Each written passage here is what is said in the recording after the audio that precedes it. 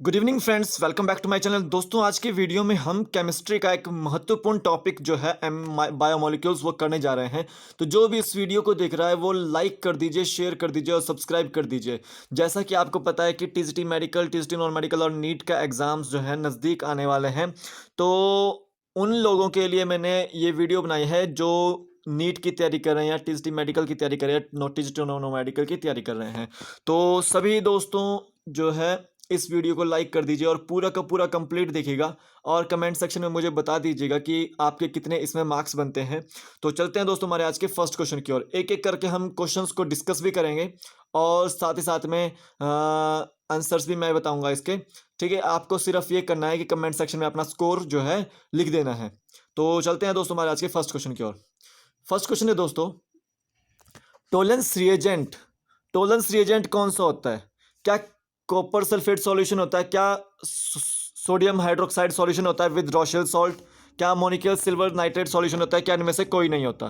तो देखिए, जो टोलेंस रिएजेंट होता है वो आपका अमोनिकल सिल्वर नाइट्रेट का सॉल्यूशन होता है। तो ऑप्शन सी इसका राइट आंसर होगा। ठीक है, अब ये दो सॉल्यूशन है, कॉपर सल्फेट सॉल्यूशन और सोडियम हाइड्रोक्साइड सॉल्यूशन। तो इसके बारे में बताना है आपको।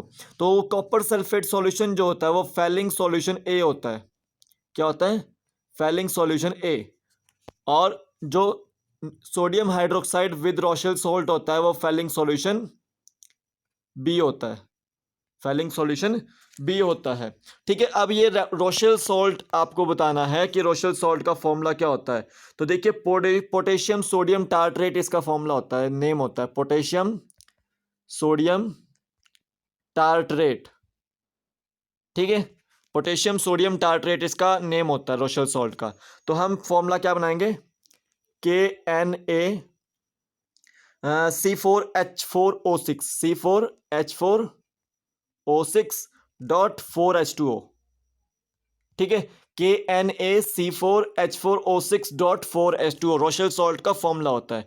ठीक है, तो इसमें हमने क्या बोला कि potassium sodium tartrate, potassium sodium tartrate copper sulphate solution होता है फैलिंग सॉल्यूशन ए, और ये रोशेल सॉल्ट वाला विद NaOH ये होता है फैलिंग सॉल्यूशन बी। ठीक है, और टोलेंस रिएजेंट होता है आपका अमोनियम सिल्वर नाइट्रेट सॉल्यूशन। ठीक है, तो ऑप्शन सी इसका राइट आंसर होता है। नेक्स्ट क्वेश्चन चलते हैं। विच शुगर हैव अल्डिहाइड ग्रुप। ये तीन शुगर्स दी हैं आपको, इनमें से आपको बताना है कि इनमें से किसके पास अल्डिहाइड ग्रुप होता है। अल्डिहाइड ग्रुप माने के CHO।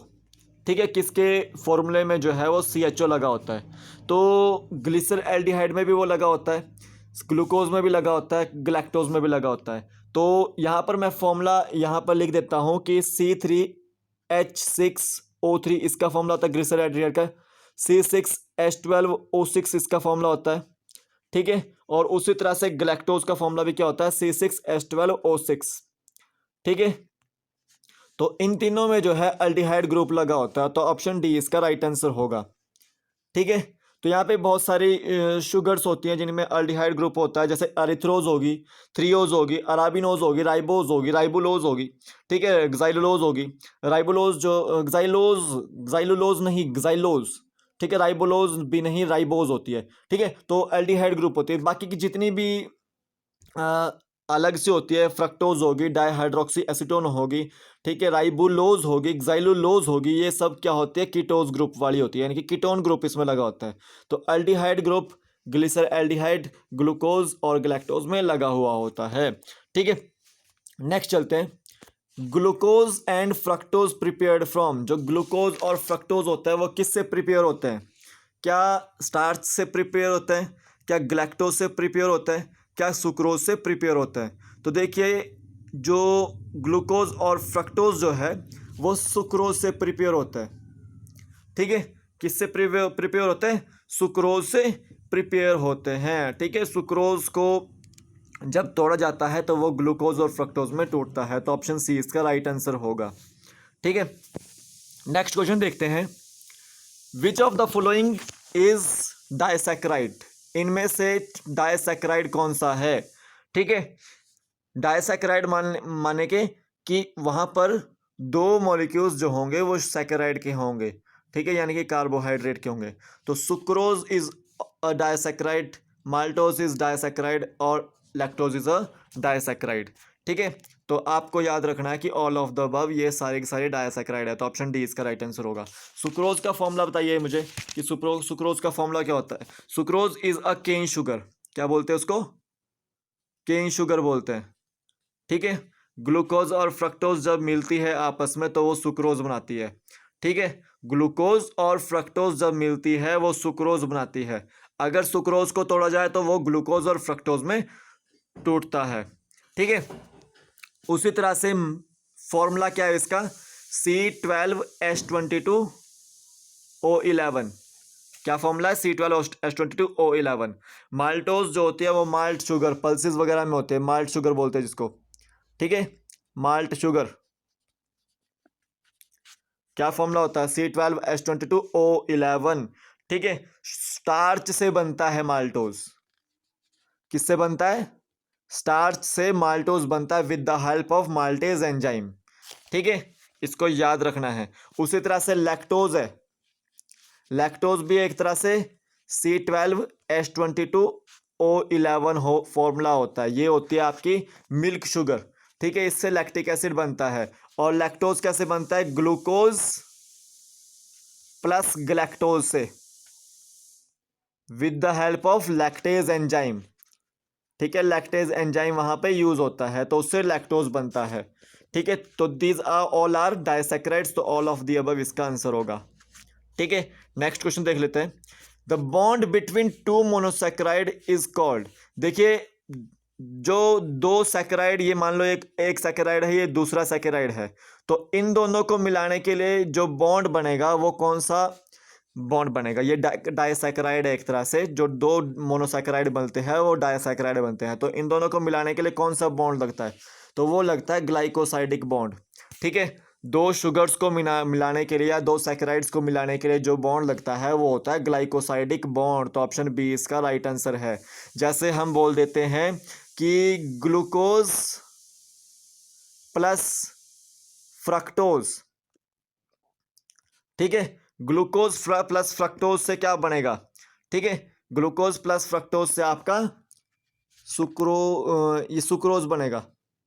ठीक है, सुक्रोज, तो ग्लूकोज और फ्रक्टोज को मिलाने के लिए कौन सा बॉन्ड लगेगा, ग्लाइकोसाइडिक बॉन्ड लगेगा। ठीक है, तो ऑप्शन बी इसका राइट आंसर होता है।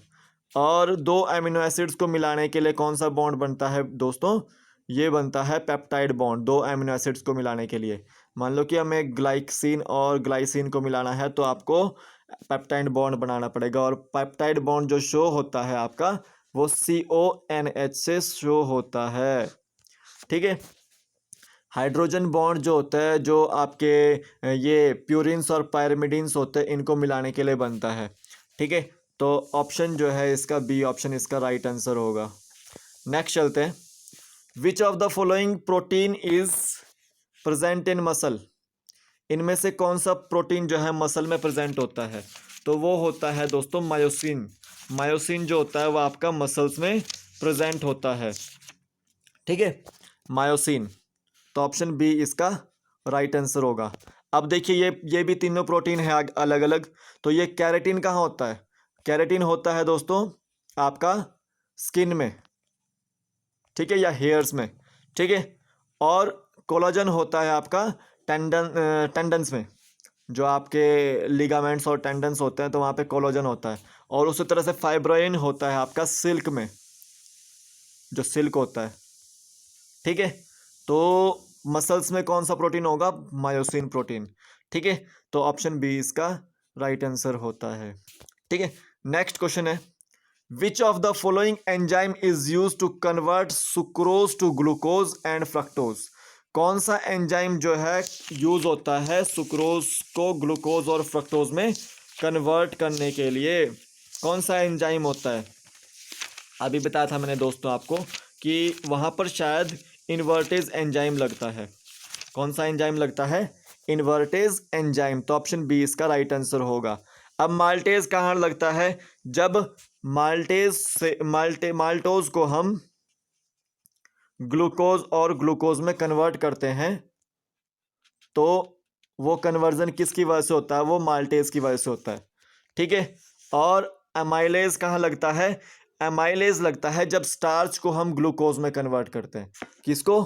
स्टार्च को हम ग्लूकोज में कन्वर्ट करते हैं। और आपको बताना है कि स्टार्च जो है किस तरह का सैकेराइड है, क्या डाइसैकेराइड है, क्या मोनोसैकेराइड है, या पॉलीसैकेराइड है। तो वो जो स्टार्च है वो आपका पॉलीसैकेराइड है। स्टार्च हो गया, सेलुलोज हो गया, या ग्लाइकोजन हो गया, ये सब पॉलीसैकेराइड्स हैं। ठीक है। और लैक्टेज जो है आपका एंजाइम लैक्टोज को ग्लूकोज और ग्लैक्टोज में कन्वर्ट करने के लिए यूज़ होता है, या फिर ग्लूकोज और ग्लैक्टोज को लैक्टोज में कन्वर्ट करने के लिए यूज़ होता है। ठीक है। तो वो एंजाइम जो सुक्रोज को ग्लूकोज और फ्रक्टोज में कन्वर्ट करता है वो होता है इन्वर्टेज एंजाइम। तो ऑप्शन बी इसका राइट आंसर होगा। नेक्स्ट चलते हैं, ब्यूरेट टेस्ट। ब्यूरेट टेस्ट जो है आपका किस चीज़ के लिए यूज़ नहीं होता है? ठीक है, क्या चीज़ नहीं देता है? देखिए, हमारे पास कॉपर सल्फेट सॉल्यूशन होता है, जब हम उसको प्रोटीन में डालते हैं किसी, तो वो कुछ ब्लूइश कलर टेस्ट देता है। तो इनमें से बताना है कि कौन सा वो टेस्ट नहीं देता है। तो वो कार्बोहाइड्रेट नहीं देता है, तो ऑप्शन बी इसका राइट आंसर होगा। ठीक है, ऑप्शन बी इसका राइट आंसर होगा। फिर नेक्स्ट क्वेश्चन चलते हैं, विच of the following is fat soluble vitamin. इनमें से कौन सा फैट सोल्यूबल विटामिन है? कौन सा है? देखिए, इनमें से 3 जो हैं वो वाटर सॉल्यूबल हैं, लेकिन कुछ विटामिन ऐसे होते हैं जो वाटर सॉल्यूबल नहीं होते, वो फैट सॉल्यूबल होते हैं। कौन सा है वो? वो है आपका इज फैट सॉल्यूबल प्रोटीन। तो ADE जो है वो आपके फैट सॉल्यूबल प्रोटीन है। तो बी जो है वो आपका फैट सॉल्यूबल प्रोटीन नहीं है। ठीक है, तो यहाँ पे नॉट लिख लीजिएगा, is not a fat soluble vitamin sorry. ठीक है, तो ऑप्शन डी इसका राइट आंसर है। तो ये ADE जो है आपके ये फैट सॉल्यूबल विटामिन है। ठीक है, तो इसमें अगर आपको इस तरह से क्वेश्चन का विच of the following is a fat soluble vitamins, ठीक है, इनमें से अगर क्वेश्चन ये पूछा गया विच of the following is fat soluble vitamin, तो ये तीनों ही फैट सॉल्यूबल हैं। ठीक है, लेकिन जो बी होता है वो आपका फैट सॉल्यूबल नहीं होता, ये वाटर सॉल्यूबल होता है। ठीक है, बी और सी जो होता है वो वाटर सॉल्यूबल होता है। ठीक है, तो इसका आंसर देख लेना, ये क्वेश्चन सही कर लेना। विच of the following hormone contain iodine. इनमें से कौन सा हार्मोन जो है आयोडीन करता है? दोस्तों, आपने सुना भी होगा कि आयोडीन की कमी से जो होता है वो गोइटर की नामक बीमारी होती है। तो वो गोइटर की बीमारी कहाँ होती है? वो होती है आपकी थायरॉक्सिन में। ठीक है, थायराइड में। ठीक है, थायरॉक्सिन जो है हार्मोन अगर कंटेन नहीं करता आयोडीन, तो वहाँ पर जो है गोइटर की प्रॉब्लम हो जाती है, यानी कि आपका जो ये वाला पोर्शन है ये इतना मोटा मोटा हो जाता है। तो ऑप्शन सी इसका राइट आंसर होगा। तो दोस्तों, आज के वीडियो में इतना ही। इसका जो PDF है आपको वो आपको डिस्क्रिप्शन बॉक्स में मिल जाएगा। ठीक है, आप वहाँ से डाउनलोड कर सकते हैं। साथ ही साथ आप मेरे और भी लेक्चर देख सकते हैं मेरे इसी वीडियो डिस्क्रिप्शन बॉक्स के अंदर, उनका लिंक पड़ा हुआ है। तो आज के वीडियो में बस इतना ही दोस्तों। कल फिर मिलूंगा एक नए लेक्चर के साथ। आशा करता हूं कि आपको मेरा लेक्चर पसंद आया होगा। तो चलते हैं दोस्तों हमारे आज के लेक्चर को ख़त्म करने की ओर। धन्यवाद। जय हिंद।